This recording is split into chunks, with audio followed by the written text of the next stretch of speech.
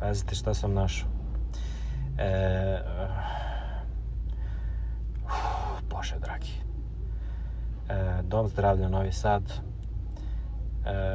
ima jako mnogo ovih stručnjaka i ja sam ovde našao jednog izabranog za vas sa problemom viška kilograma.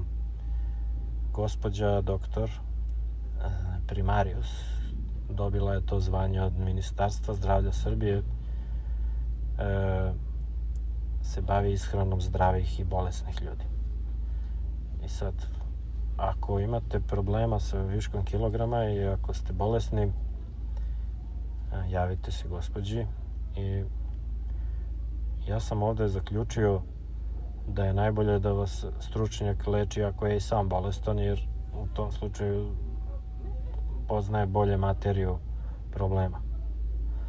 Mada ja lično ovde ne bih išao, osim u slučaju da se spremam za Guinnessa, recimo jedenje ćevapa,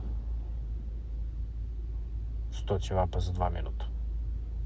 Ili neko takmičenje na slanjenijadi. Ali dobro, vama možda pomogne i po principu zakona privlačnosti, isto privlači isto.